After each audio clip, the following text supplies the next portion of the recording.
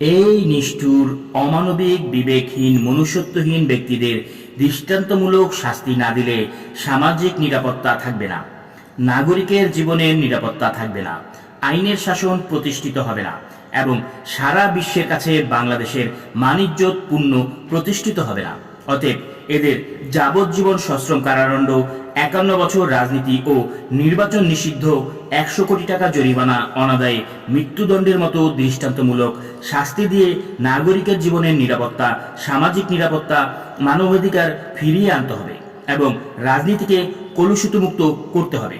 রাষ্ট্রের এবং সরকারের দায় দায়িত্ব, মান সম্মান ফিরিয়ে আনতে হবে, আইনের শাসন প্রতিষ্ঠিত করতে হবে। এরা ক্ষমতায় থাকাকালীন বিচারপতিদের বিরুদ্ধে, আদালতের বিরুদ্ধে লাঠি মিছিল করেছিল, হাইকোর্ট প্রাঙ্গণে বস্তি বসিয়েছিল, আদালতের রায়ের বিরুদ্ধে মন্ত্রী হয়েও রাস্তায় গাড়ি ভাঙচুর করেছিল। এরা সংবিধান পরিপন্থী কর্মকাণ্ডকে উস্কে দিয়ে বিচার বিভাগকে ধ্বংস করতে চেয়েছিল, বিচার বিভাগের স্বাধীনতা হরণ করতে চেয়েছিল। হাইকোর্টে দুর্নীতিপরায়ণ মোহাম্মদ লতিফুর রহমান ক্যাসেট কেলেঙ্কারি ব্যক্তিকে বিচারপতি নিয়োগ করেছিল। এদের অপরাধের সীমা ছিল না। অতএব আইনের শাসন কায়েম করতে এদের দৃষ্টান্তমূলক শাস্তি দেওয়া হোক। রাষ্ট্রীয় ক্ষমতায় অধিষ্ঠিত হয়ে বিচারকের রায় মনোপুত না হওয়ায় এরা বিচারকের আত্মীয় স্বজনদের নাজেহাল করেছিল। বিচারপতির ভাইয়ের বাড়িতে কৃষি বিশ্ববিদ্যালয়ে আগুন জ্বালিয়ে দিয়েছিল। এরা বিচার ব্যবস্থার স্বাধীনতা হরণ করেছিল এবং বিচারপতিদের নিরাপত্তাহীন করেছিল। রাষ্ট্রীয় ক্ষমতায় থেকে এরা প্রকৃতপক্ষে বিচারপতিদের খুন করার উস্কানি দিয়েছিল। এরা হাইকোর্টের রায়ের বিরুদ্ধে ক্ষোভ প্রকাশ করার নামে নরহত্যা করেছিল, অগ্নিসংযোগ করেছিল, গাড়ি ভাঙচুর করেছিল, যানবাহন পুড়িয়েছিল। আমার ফাঁসি চাই নামক বই পছন্দ হয়নি বলে এরা বইয়ের লেখক মুক্তিযোদ্ধা মতিউর রহমান রেন্টুকে গুলি করে হত্যা করার চেষ্টা করেছিল। লেখক ৪টি গুলিতে আহত হয়েও আল্লাহ পাকের রহমতে প্রাণে বেঁচে গেছেন। লেখককে হত্যা করতে ব্যর্থ হয়ে এরা লেখকের স্ত্রী, কন্যা, পরিবারকে জিম্মি করে রেখেছিল, গৃহবন্দী করে রেখেছিল। এরা আইনের শাসন ধ্বংস করেছিল, সভ্যতা ধ্বংস করেছিল। রাষ্ট্রীয় ক্ষমতায় থেকে এরা রাষ্ট্রের অবিচারের রাজত্ব কায়েম করেছিল। এসব কিছুর মূল হোতা ছিলেন, মূল নেতৃত্ব দিয়েছিলেন প্রধানমন্ত্রী হিসেবে স্বয়ং শেখ হাসিনা। অতএব আইনের শাসন কায়েম করতে, আইনের শাসন ফিরিয়ে আনতে, সভ্যতা ফিরিয়ে আনতে, বিচারপতিদের নিরাপত্তা ফিরিয়ে আনতে এবং বিচার বিভাগের স্বাধীনতা সুপ্রতিষ্ঠিত করতে সভ্যতার কলঙ্ক, আইন, বিচার, সংবিধান ও মানবতার দুশ্মন এই অসভ্য, বর্বর, নিষ্ঠুরদের দৃষ্টান্তমূলক শাস্তি, যাবজ্জীবন সশ্রম কারাদণ্ড, ৫১ বছর রাজনীতি ও নির্বাচন নিষিদ্ধ, ১০০ কোটি টাকা জরিমানা, অনাদায়ে মৃত্যুদণ্ড দেওয়া হোক। ঘটনা পর্যালোচনা করে দেখা যায়, শেখ হাসিনা হত্যা প্রচেষ্টাকারীদের সাথে মানসিকভাবে আটছড়া বেঁধেছিলেন। শেখ হাসিনা প্রধানমন্ত্রী সরকারি বাসভবন গণভবনে বসে হত্যা প্রচেষ্টাকারীদের মুক্তিযোদ্ধা মতিউর রহমান রেন্টুকে হত্যা করার নির্দেশ দেয়।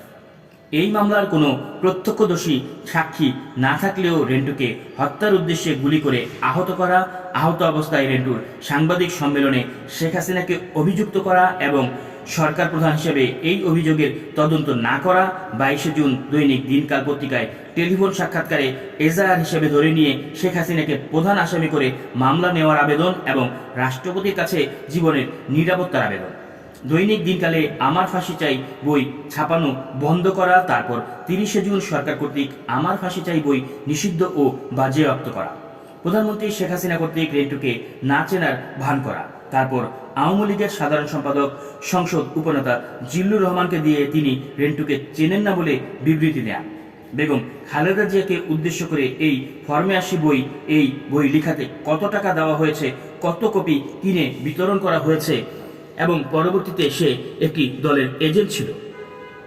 শেখ হাসিনা এই সকল উক্তি এবং ইত্যাদি পারিপার্শ্বিক অবস্থা ও ঘটনা প্রমাণ করে প্রধানমন্ত্রী শেখ হাসিনার নির্দেশেই হত্যাকারীরা হত্যার উদ্দেশ্যে মুক্তিযোদ্ধা মতিউর রহমান রেন্টুকে গুলি করে আহত করে। প্রধানমন্ত্রী শেখ হাসিনা ভাড়াটিয়া খুনিদের দিয়ে তাকে হত্যা করার জন্য গুলি করিয়েছেন এবং যে কোনো সময় তাকে হত্যা করবেন, এই মর্মে রেন্টু বয়ান ২১ জুন সংবাদপত্র সমূহে তা প্রকাশিত হয়।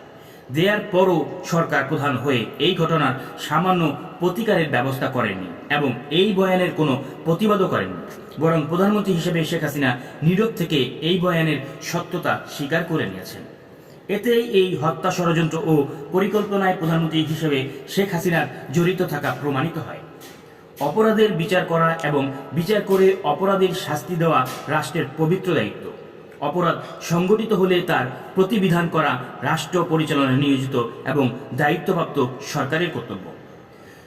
মুক্তিযোদ্ধা মতিউর রহমান রেন্টুকে হত্যার উদ্দেশ্যে গুলি করে আহত করতে পারলেও হত্যা করতে ব্যর্থ হওয়ার পর পুনরায় তাকে হত্যা করার জন্য তাড়িয়ে বেড়ানো এবং তার স্ত্রী কন্যা পরিবারকে অপহরণের চেষ্টা করে বেআইনি ও অবৈধ অস্ত্রধারী সন্ত্রাসী খুনিদের দিয়ে অবৈধ ও বেআইনি এবং সংবিধান পরিপন্থীভাবে 1 বছরের ও অধিক সময় জিম্মি করে রেখে এবং আমার ফাঁসি চাই নামক বই লুট করে ছিনতাই করে প্রধানমন্ত্রী হিসেবে শেখ হাসিনা যে অন্যায়, অবিচার এবং অমানবিক অপরাধ করেছেন, সারা বিশ্বের ইতিহাসে তা বিরল, নজিরবিহীন। সুতরাং বাংলাদেশ দণ্ডবিধির 19-এর এ 26, 109, 120 খ, 302, 34, 37, 324, 326, 418 ও 511 এবং 1947 সালের দুর্নীতি দমন আইনের 5-2 ধারা অনুযায়ী এবং জননিরাপত্তা আইন অনুযায়ী বা দ্রুত বিচার আদালতে আসামিদের বিচার করা ও শাস্তি দেওয়া হোক।